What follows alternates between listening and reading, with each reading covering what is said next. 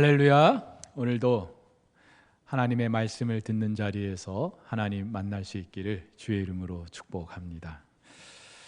북미의 인디언들은 자기 아들이 13살이 되면 특별한 성인식을 행한다고 합니다. 아들의 나이가 13살이 가까워지면 사냥하는 법, 정찰하는 법, 또 칼을 쓰는 법, 낚시하는 법 등 여러 가지를 가르치게 되는데, 드디어 13번째 생일이 되는 날 숲속에 데리고 가서 홀로 있게 한다고 합니다. 사실 이때까지 이 아들은 한 번도 가족이나 부족 사람들로부터 떨어져 본 적이 없습니다. 그런데 그날 밤 이 아들은 눈을 가린 채 숲속 멀고 깊은 곳까지 들어가는 겁니다. 아버지와 약속한 그 일정한 시간이 지난 후에 눈 가리개를 풀었을 때 소녀는 울창하게 우거진 그 숲속 어두운 한가운데 있다는 사실을 알게 됩니다. 홀로 숲속에 의도적으로 버려진 것입니다. 기나긴 밤을 혼자 지새워야 하는 것입니다. 나뭇가지가 바람에 흔들리고 동물들의 울부짖는 소리가 들리면 당장이라도 어둠 속에서 무언가 뛰쳐나올 것 같은 두려움에 사로잡히게 됩니다. 너무나 무서운 밤입니다. 그런데 영원히 끝나지 않을 것 같던 그 밤도 얼마의 시간이 지나고 나면 한 가닥 섬광이 새벽을 깨우며 숲속을 비춰오는 걸 알게 됩니다. 비로소 소녀는 주변의 꽃과 나무들, 그리고 자기가 걸어왔던 길들을 보게 되는 것이죠. 그리고 그때 소녀는 불과 몇 미터 떨어진 곳에서 활과 창을 가지고 서 있는 한 남자를 발견하고 놀라게 됩니다. 그렇죠? 소년의 아버지입니다. 아버지는 그 밤에 그곳에서 아들과 함께 온 밤을 지새웠던 것입니다. 여러분, 이것이 바로 오늘 우리가 읽은 에스겔서 전체의 메시지이고요. 아니, 성경 전체의 메시지이기도 합니다. 에스겔서는 크게 두 부분으로 나눌 수가 있어요. 먼저 1장부터 32장까지의 주제는 여호와가 거기 계시지 않다라는 것입니다. 여러분, 하나님께서는 일찍이 이사야 선지자를 통하여 하나님 당신을 임마누엘로 이스라엘 백성들에게 알려주셨습니다. 하나님께서 그들과 함께 계신다는 것이죠. 자, 그런데 그 하나님께서 그 백성들 가운데 계시지 않는 거예요. 이유가 있죠. 그들의 죄와 타락 때문입니다. 무엇보다 하나님 임재의 상징이었던 예루살렘 성전, 그 성전을 온갖 우상의 도가니로 만들어 버렸습니다. 결국에 하나님이 그곳에 계실 수가 없습니다. 떠나십니다. 여러분, 하나님이 계시지 않는 나라, 하나님이 계시지 않는 백성, 그가 누구이든 그 자체로 절망입니다. 지금 바벨론의 포로로 끌려와 있는 이스라엘 백성들이 경험했을 가장 치명적인 것, 그것은 그 어떤 희망도 꿈도 없는 절망의 상태, 바로 그것이죠. 일제치하에 작품 활동을 했던 시인 이용학님의 낡은 집이라는 시가 있습니다. 날로 밤으로 왕검이 줄치기에 분주한 집, 마을서 흉집이라고 꺼리는 낡은 집, 이 집에 살았다는 백성들은 대대손손에 물려줄 은동것도 산호관자도 갖지 못했니라. 죄를 넘어 무곡을 다니던 당나귀, 항구로 가는 콩시린의 늙은 둥글소, 모두 없어진 지 오랜, 외양간엔 아직 초라한 내음새 그 가담한 털본에 간 곳은 아무도 모른다. 일제의 수탈에 견디지 못한 온 집안이 야반도주하고 남은 빈집은 거미줄만 가득한 흉물스러운 집이 되고 말았다고 합니다. 일제치하, 이 민족이 얼마나 비참한 삶을 살았는지, 얼마나 소망 없는 삶을 살았는지 단적으로 말해주고 있습니다. 마찬가지로 지금 바벨론의 포로로 끌려가 있는 이스라엘 백성들, 그 어떤 소망도 미래도 꿈꿀 수 없는 그런 상태입니다. 그래서 성경은 이네들의 이러한 상황을 뼈 무더기, 그것도 아주 말라버린 뼈 무더기로 표현하고 있습니다. 물론 환상 가운데 본 것입니다마는 학자들은 이 골짜기가 예루살렘 남쪽에 있었던 흰놈의 골짜기였을 것이다, 그렇게 추정합니다. 히브리어로 게헨나, 음부라는 뜻을 가지고 있는데요, 이곳에 버려진 이 골짜기는 고대 가나안 사람들이 자신들의 신 몰록에게 어린아이들을 희생 제물로 바쳤던 곳이죠. 나중에는 죄인이나 짐승을 불태웠던 곳이기도 합니다. 당연히 백골로 가득한 골짜기였겠죠. 특별히 오늘 2절에서 아주 말랐다라고 할 정도로 죽은 지 오래된 그 어떤 소생의 가능성도 없는 상태를 말합니다. 그래서일까요? 이스라엘 백성들도 자신들의 상황을 11절에서 이렇게 말해요. 우리의 뼈들이 말랐습니다. 우리의 소망이 없어졌으니 우리는 다 멸절되었습니다. 무엇보다 이들의 상태에 대해서 하나님도 9절에서 죽음을 당한 자다, 또 12절 13절에서는 아예 무덤이라고까지 말씀을 하십니다. 그 어떤 소망도 가능성도 없는 상태라는 것이죠. 자, 그런데 하나님께서는 에스겔을 이 골짜기로 이끄시고 이렇게 물으십니다. 인자야, 이 뼈들이 능히 살 수 있겠느냐?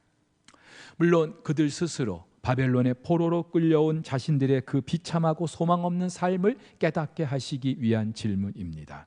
하지만 한편으로 이 질문은요, 그 백성들을 회복하고자 하시는 하나님의 의지가 배어 있기도 합니다. 그렇죠. 다른 선지서도 그렇습니다마는 에스겔서 역시 전반부는 그네들의 죄와 허물로 인한 하나님의 심판과 징계를 다루고 있습니다. 그것이 얼마나 가혹하고 비참한지 마치 마른 뼈와 같이 아무런 소망도 꿈꿀 수 없는 그런 지경이었습니다. 그런데 하나님은 이들에 대한 회복과 구원도 계획하신 분이었습니다. 그래서 에스겔서 후반부 34장부터 48장까지의 주제는 여호와가 거기 계시다, 여호와 삼마라는 것입니다. 그렇죠. 하나님이 계시지 않는 것 같은 상황이 계속됩니다. 그러나 하나님께서는 그 백성들을 다시 회복시키시고 다시 그들을 구원하실 계획을 갖고 계신 거예요. 하나님은 여전히 그 자리에 계신 겁니다. 여러분, 하나님께서는 3장 22절에서 에스겔을 들로 이끄시고 이스라엘 백성들을 향한 심판을 선포하십니다. 근데 오늘 본문 37장 1절에 그 골짜기에서 그 백성들에게 희망을 선포하셔요. 그런데 히브리어로 3장 22절의 들, 그리고 오늘 37장 1절의 골짜기, 히브리어로 비카라고 해서 똑같은 단어입니다. 여러분, 무엇을 말씀하고 있어요? 심판을 선포하신 바로 그곳에서 하나님은 이스라엘 백성들에게 희망을 선포하고 계시다는 겁니다. 사랑하는 우리 성도 여러분, 하나님께서는 사랑하는 당신의 백성들을 심판하시는 무자비한 폭군이 아니에요. 비록 한때 매서운 회초리를 들기는 했습니다마는 다시 싸매 주시고 치료하시는 아버지이신 줄 믿으시기를 바랍니다. 여러분, 그렇다면 오늘 우리에게도 이 같은 질문이 주어졌을 때 여러분 어떻게 대답해야겠습니까? 최근 코로나 때문에 외국에서 우리나라로 귀국하는 분들이 늘어났습니다. 외국보다는 우리나라가 더 안전하다고 생각하기 때문이죠. 그런데 사실 얼마 전까지만 해도 이 나라는요, 언제라도 떠나고 싶은 헬조선이었습니다. 다른 사람도 아니라 이제 한창 꿈을 갖고 사회에 진출해야 하는 젊은이들의 입에서 회자되었던 말입니다. 최근에 인터넷으로 개봉한 사냥의 시간이라는 영화가 있습니다. 입에 밴 욕설, 총격, 그리고 살인, 영화를 보는 동안에 참 결코 쉽지 않은 그런 영화입니다. 그런데 영화를 보는 내내 더 힘들었던 게 있습니다. 영화는요, 지금 이 나라를 사는 젊은이들의 현 주소를 말해주고 있기 때문이죠. 어둡고 음산한 잿빛 도시의 분위기가 이 사실을 잘 묘사하고 있습니다. 그러면서 영화 속의 젊은이들은 막연히 바다 건너 살기 좋은 곳에 가기 위하여 크게 한탕하려고만 하고 있습니다. 여러분, 젊은이들만 힘들까요? 상황은 달라도 오늘 저와 여러분 누구라도 우리가 처한 삶의 환경이 절대로 녹록하지 않습니다. 안 그래도 인생이 힘든데 최근 코로나 때문에 더 힘들어졌습니다. 어쩌면 본문의 마른 뼈처럼 그 어떤 가능성도 기대할 수 없는 그런 상황인지 모르겠습니다. 2020년 새로운 꿈을 가지고 시작했는데 오히려 시간이 갈수록 우리 안에는 더 무거운 짐이 자리 잡고 있는 거예요. 이런 우리에게 하나님이 똑같이 물으십니다. 인자야, 이 뼈들이 능히 살 수 있겠느냐? 여러분 어떻게 대답하시렵니까? 오늘 에스겔은 이렇게 대답해요. 주 여호와여, 주께서 아시나이다. 여러분, 이 에스겔의 대답은요, 하나님의 질문을 애써 피하기 위한 그런 것처럼 보일 수 있습니다. 정말로 이 뼈들이 다시 소생할 가능성이 없기 때문에 애둘러 이렇게 대답하는 것처럼 들릴 수 있습니다. 하지만 여러분 절대로 그렇지 않아요. 이 순간 에스겔은요 적어도 두 가지를 확신하고 있습니다. 하나는요 이 모든 일의 주권 하나님께 있다는 사실이죠. 말라서 그 어떤 희망도 없는 그런 마른 뼈이지만 그들이 다시 살 수 있는가의 그 여부, 그 뼈들에게 있는 게 아니라 오직 하나님께 있다는 사실, 지금 에스겔이 대답하고 있는 거예요. 아울러서 또 하나 에스겔이 확신하고 있는 것이 있습니다. 하나님이 살게 하신다면 반드시 그렇게 될 것이라는 확신입니다. 하나님이 하고자 하시면 그 어떤 일도 가능하다는 거예요. 여러분 그렇다면 오늘 저와 여러분들도 같은 고백을 해야 될 줄로 믿습니다. 우리의 상황이 아무리 절망적이고 그 어떤 소망이 보이지 않는다 할지라도 결국 이 모든 일의 주권은 하나님께 있는 거예요. 그저 우리는 상황만 보고 안 될 것 같아, 우리의 미래는 너무나 어두워 이렇게 판단하고 있습니다마는 그 어떤 절망적인 상황이라 할지라도 우리 하나님께 있어서는 아무런 문제가 되지 않음을 믿으시기를 바랍니다. 하나님이 하고자 하시면 되는 줄 믿으시기를 바랍니다. 과연 하나님께서는 이 마른 뼈들을 살리시죠? 마른 뼈들의 힘줄과 살이 오르게 하시고 가죽으로 덮으십니다. 완벽한 사람의 모습이죠. 무엇보다 생기를 불어넣어서 완벽한 큰 군대가 되게 하십니다. 여기서 군대로 번역된 히브리어 하일은요, 힘, 능력, 권세, 부 등을 의미하고 있습니다. 무슨 말입니까? 아무것도 쓸모없던 그 어떤 가능성도 없던 것이 전혀 새로운 존재가 된 거예요. 절망이 희망으로 바뀌는 겁니다. 죽음이 생명으로 바뀌는 거예요. 사랑하는 우리 성도 여러분, 하나님은 언제나 우리를 회복하시는 분, 그 회복을 계획하시는 분인 줄 믿으시기를 바랍니다. 그리고 반드시 그렇게 행하시는 분인 줄 믿습니다. 여러분 그렇다면 우리 역시도 그 희망을 품어야겠죠. 죽음의 그림자에 가려진 그 생명을 볼 수 있어야 할 것입니다. 그리스 신화를 보면은요, 불을 훔쳐서 인간들에게 가져다 준 그 프로메테우스를 벌하기 위해서 제우스가 만든 최초의 여인이 있습니다. 판도라입니다. 프로메테우스의 경고에도 불구하고 동생 에피메테우스가 이 판도라라는 여자를 아내로 맞이하게 되죠. 근데 제우스는 이 판도라를 인간 세상에 보내기 전에 한 가지 경고를 합니다. 상자를 하나 주면서 절대로 그 상자를 열어보지 못하게 하죠. 하지만 판도라는요, 시간이 지나서 그 상자가 너무나 궁금한 거예요. 그래서 어느 날 그 상자를 열어보는데 그만 그 순간에 그 속에 있던 모든 질병과 슬픔과 가난과 전쟁과 증오 등이 다 쏟아져 나오는 거예요. 모든 재앙이 쏟아져 나오는 겁니다. 깜짝 놀란 이 판도라, 급하게 그 상자를 닫아 봅니다만 이미 상자에서 나온 그 모든 재앙이 인간 세상을 뒤덮고 난 뒤였어요.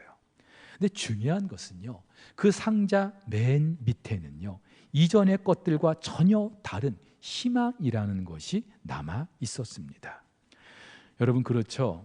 고대 그리스도인들도 인간의 삶이 아무리 고되고 힘들어도 희망이 있어서 살만하다고 생각했던 것 같습니다.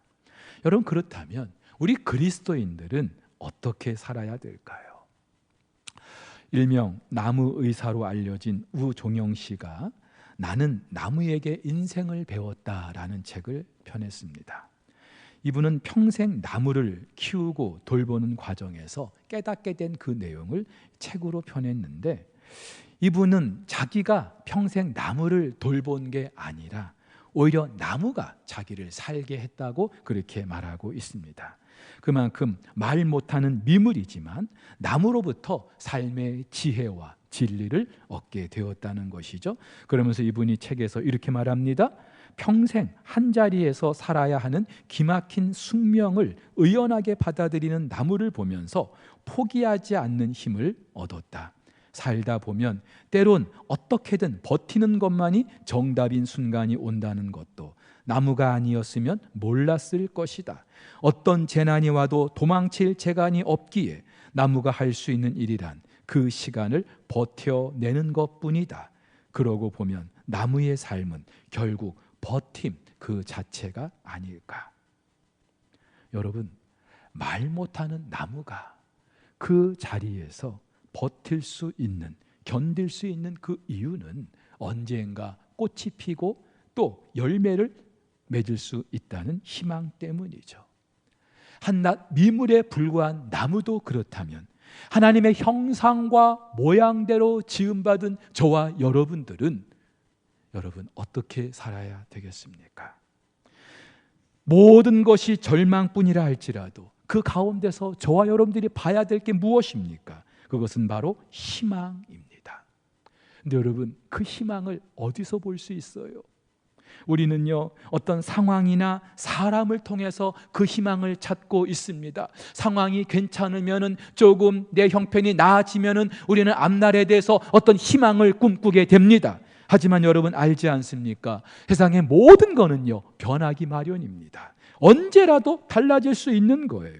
오늘 내게 희망을 주었던 그 어떤 상황도, 그 어떤 사람도 내일이면 나를 절망케 할 수 있는 거예요. 그런데 여러분, 세상의 모든 것은 하나님이 주관하시는 줄 믿으시기를 바랍니다. 그렇다면 우리의 희망은요, 오직 하나님 한 분밖에 없음을 우리는 고백할 수밖에 없는 거예요. 여러분, 그렇습니다. 절망 가운데서 우리가 할 수 있는 가장 최선의 것, 그리고 유일한 것, 그것은 바로 하나님을 찾는 것입니다. 하나님을 갈망하는 거예요. 하나님께로 더 가까이 나아가는 거예요. 이를 악물고 하나님 앞에 더 가까이. 왜요? 하나님이 희망이시기 때문에. 여러분, 그렇다면 어떻게 하나님을 갈망할 수 있습니까? 어떻게 하나님이 우리의 희망이 될 수 있습니까? 도리가 없죠. 오늘 마른 뼈 무더기를 찾아오신 하나님, 어떻게 이 뼈들을 살리십니까? 먼저는요, 말씀을 듣게 하십니다. 4절이죠. 또 내게 이르시되 너는 이 모든 뼈에게 대언하여 이르기를 너희 마른 뼈들아 여호와의 말씀을 들을지어다. 그렇습니다. 마른 뼈들에게 말씀하십니다. 아무런 소망이 없고 죽은 것과 같은 이 뼈들에게 말씀하십니다. 어떤 말씀을 하셔요? 내가 생기를 너희에게 들어가게 하리니 너희가 살아나리라. 너희 위에 힘줄을 두고 살을 입히고 가죽으로 덮고 너희 속에 생기를 넣으리니 너희가 살아나리라. 또 내가 여호와인 줄 너희가 알리라. 여러분, 이 말씀을 들은 뼈들이 어떻게 됐어요? 말씀대로 살아납니다. 죽었던 뼈들이 서로 연결됩니다. 힘줄이 생기고 살이 오르고 가죽이 덮이게 됩니다. 말씀의 능력이에요. 여러분, 창조 때 하나님께서는요, 말씀으로 온 우주 만물을 창조하셨어요. 땅이 혼돈하고 공허하고 흑암이 깊음 위에 있던 바로 그때 말씀하시죠. 빛이 있으라. 그 말씀과 함께 빛이 생겼어요. 그 말씀대로 온 우주 만물이 창조되었어요.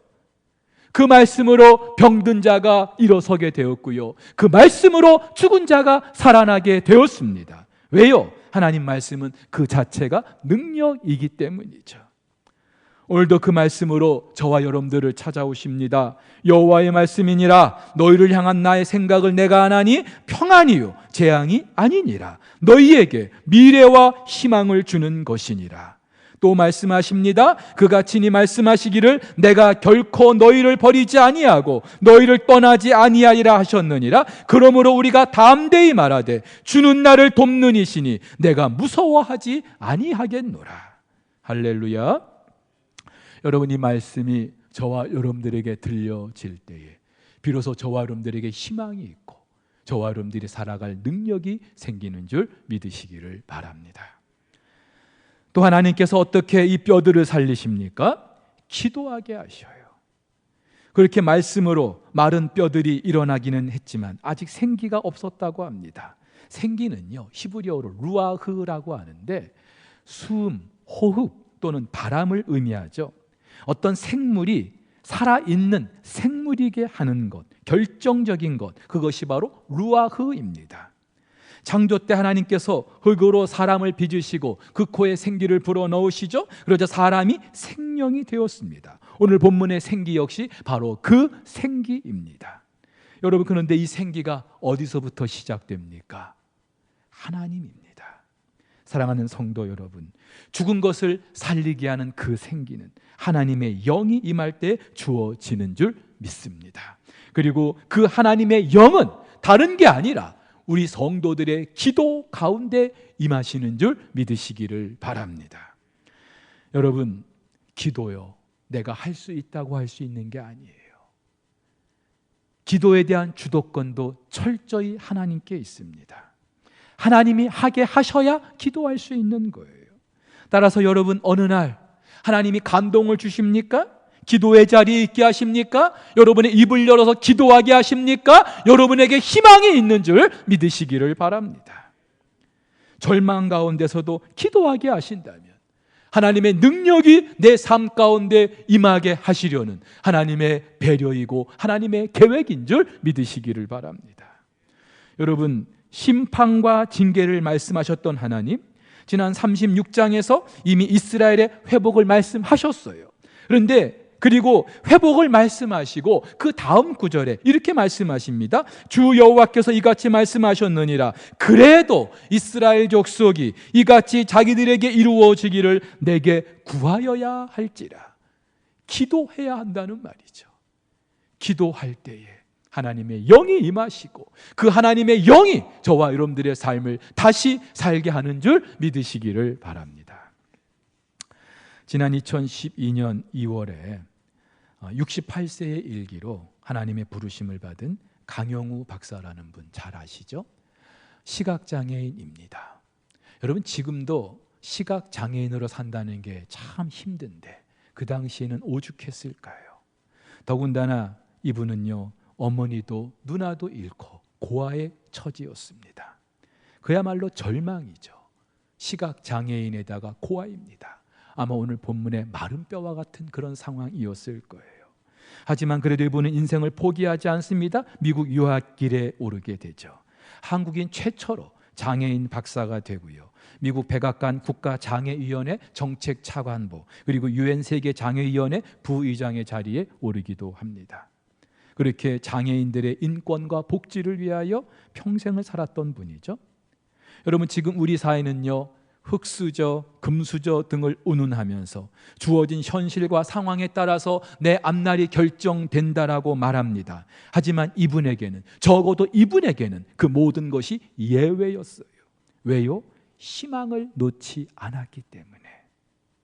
그래서 강영우 박사는요, 한 사람의 생애에서 주변의 사람들에게 줄 수 있는 최고의 선물, 그것은 바로 희망이라고 말합니다.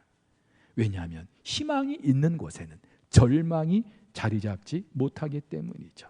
그런데 여러분, 이 희망을 어떻게 찾을 수 있어요? 그렇죠? 희망은 오직 하나님께 있습니다. 그래서 강영우 박사는요, 그의 유고집 내 눈에는 희망만 보였다라는 책에서 이렇게 말해요.